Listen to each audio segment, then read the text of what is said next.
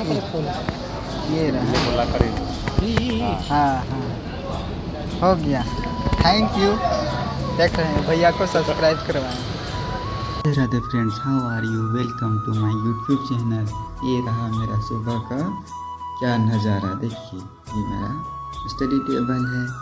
Then हम सुबह में उठ के 4 बजे उठे, उसके बाद में हम आए अपने स्टडी टेबल पर।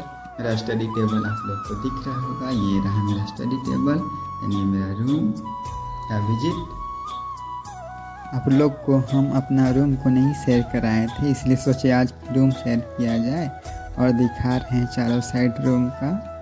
कभी नहीं दिखाए हैं और कभी कभी मन करता है कि दिखा दे, लेकिन शूटिंग करने का उतना तो तरीका मालूम नहीं है, लेकिन भी दिखाने का कोशिश कर रहे हैं। तो आप लोग देख रहे हैं उतना प्रॉपर तरीके से तो अपना रूम को हम नहीं रखे हैं, बट जैसा भी हो रखे हैं, क्या करें, जितना समझ आता है उतना तो रखे हैं। देन देखिए, मिलते हैं आप लोग को, मिलाते हैं छत के ऊपर। चलते हैं अभी हम अपनी छत के ऊपर। ये रहा मेरा हॉल रूम। हम आज छत के ऊपर।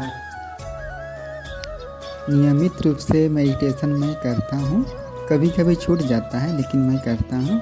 आप लोग करते हैं कि नहीं पता नहीं, कुछ भी अलग एक्टिविटी करते होंगे, बट हमको मेडिटेशन में ही अच्छा लगता है। इसमें ऑक्सीजन प्रॉपर तरीके से ले लेते हैं तो शरीर में काफ़ी फुर्तीलापन बना हुआ रहता है। इसी वजह से हम मेडिटेशन को काफ़ी ज़्यादा रेफरेंस देते हैं।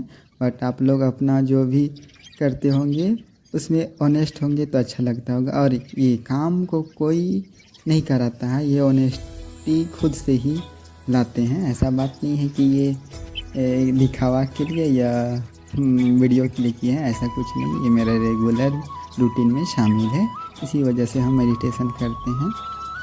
मेडिटेशन करना चाहिए। बीच में मेरा तबीयत ख़राब था, हेल्थ इश्यूज, इसी वजह से हम सोचे कि अपना हेल्थ पर भी थोड़ा सा ध्यान दिया जाए, और रेगुलर की तरह मैं मेडिटेशन करने लगा। बीच बीच में छूट जाता है, लेकिन इससे हम देखें कि मेरा में खुद में काफ़ी इम्प्रूवमेंट हुआ है, क्योंकि माइंड इतना डिस्टर्बेंस रहता था। और ये मेडिटेशन करने से खास करके अनुलोम विलोम, इसमें माइंड को काफ़ी रिलीफ मिलता है, सुकून मिलता है, और लगता है कि एक सोने से ज़्यादा एनर्जी इसमें आता है। जितना सो की एनर्जी आता है उसे 1 घंटा या 15 मिनट में आप कर रहे हैं मेडिटेशन वगैरह, इससे काफ़ी ज़्यादा बॉडी को रिलीफ सुकून मिलता है। देन इसके बाद हम फ्रेश होकर आएँ अपने स्टडी टेबल पर। आधुनिक भारत का इतिहास पढ़ रहे हैं, इसमें से हमें टारगेट रखेंगे पर डे 30 पेज रीडिंग करना है। देन क्लास भी करना है, और 30 पेज रीडिंग करने में हमको तो काफ़ी ज़्यादा टाइम लग जाता है, बट कोई बात नहीं, क्योंकि पॉलिटी में आधुनिक भारत के इतिहास में लगभग 850 पेज हैं, और 850 पेज को हमको 22 दिन में कवर करना है। क्योंकि हम खुद का टारगेट बना है, पता नहीं देख पाते हैं कि क्या होगा या नहीं, बट जो भी हो पढ़ना तो पड़ेगा, क्योंकि जो ठाने हैं उसको तो करना ही है। और इससे छोटा छोटा हम अपना टारगेट लेके चल रहे हैं। छोटा छोटा टारगेट लेके चलने से ही होता है कि आप जल्दी सिलेबस कंप्लीट कर पाएंगे, और खुद में एक मोटिवेशन बना हुआ रहेगा, क्योंकि आपको लग रहा है कि हम कुछ कर रहे हैं और इससे कुछ सुधार हो रहा है। और सबसे बड़ी बात यही है कि आपका सिलेबस कवर हो रहा है। और ख़ास करके एक ही बार सीढ़ी तो चढ़ा नहीं जाता है, स्टेप बाय स्टेप इसी कदर से चढ़ेंगे तो हम लोग अपना जर्नी को अच्छी तरह, क्योंकि अपना जर्नी में तो इन्जॉयमेंट आना ही चाहिए। और हम लोग को सबसे ज़्यादा इन्जॉयमेंट तो इसी तरीक़ा से होगा, क्योंकि हम लोग अपना सिलेबस को पूरा करेंगे तो लगेगा कि यार हम लोग अपना सिलेबस को कंप्लीट कर रहे हैं, और इससे खुद में सेल्फ हैप्पीनेस की भावना बढ़ेगा, इसीलिए तो करना पड़ेगा। और सबसे बड़ी बात है कि ये एग्ज़ाम में आप सिलेबस को प्रॉपर तरीक़ा से अगर पूरा नहीं करेंगे तो एग्ज़ाम सेंटर में है कि आपसे पक्का कुछ क्वेश्चन छूट जाएगा। और रही बात है कि मन में एक कुंठा रहेगा कि हम पढ़ नहीं पाएँ, सिलेबस कंप्लीट नहीं कर पाएँ। और यूपीएससी का तो सिलेबस इतना वास्ट है कि कहना ही नहीं, बट तो पढ़ना है और पढ़ेंगे ही ज़रूर। इसी तरह से छोटा छोटा करके हम लोग अपना जर्नी को एंजॉयमेंट के साथ आगे ले जाएंगे। और हम 30 पेज का टारगेट लिए हुए थे, तो ये हम दिन में कवर किए हुए थे। कुछ रह गया था क्योंकि संडे का दिन में एक दिन पहले थोड़ा सा स्किप लिए थे, क्योंकि रोज़ दिन एक ही जैसा रूटीन करने से मन में क्या हो जाता है ना, इरिटेट होने लगता है, इसलिए कभी कभी स्किप ले लेना चाहिए। देन उसके बाद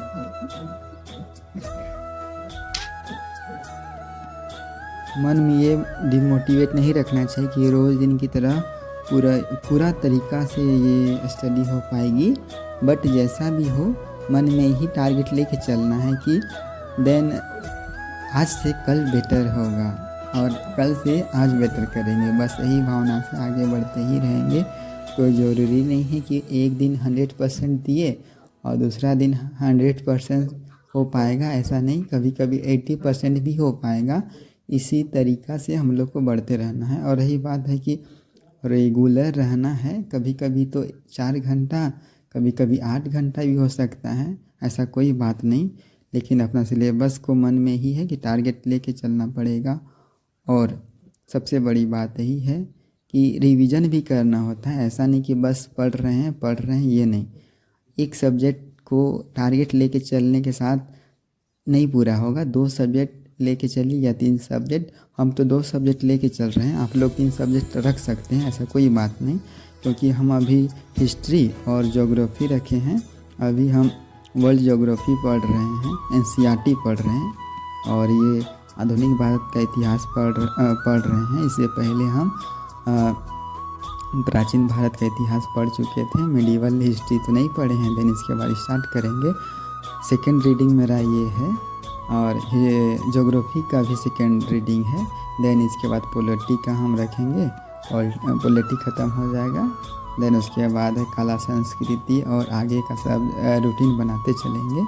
ऐसा कोई बात नहीं है कि एक ही बार सब सब्जेक्ट को पढ़ा जाएगा। और अभी हम करेंट अफेयर्स नहीं देख रहे हैं, यूट्यूब में एनालिसिस को देखते हैं, द हिंदूज को। क्या बीच में कभी बताएंगे कि किसका आईडी से करते हैं या कौन सा ये फॉलो दिन का टारगेट कंप्लीट करने के बाद ट्यूशन पढ़ाए हैं। और उसके बाद चले गए नगरी, क्योंकि कुछ काम था हमको। मेरा नियर टाउन है, टाउन नहीं थोड़ा सा टाउन है, वहीं पर चले गए। और देन वहाँ पर हम लोग रेस्टोरेंट में। हेलो गाइस, देखिए मेरा भैया को मेरा यूट्यूब का आईडी को सब्सक्राइब नहीं किए थे, तो इसीलिए मिले आज इनसे बहुत दिन के बाद में, और इनसे सब्सक्राइब करवा रहे हैं। खोलिए मेरा आईडी खोलिए।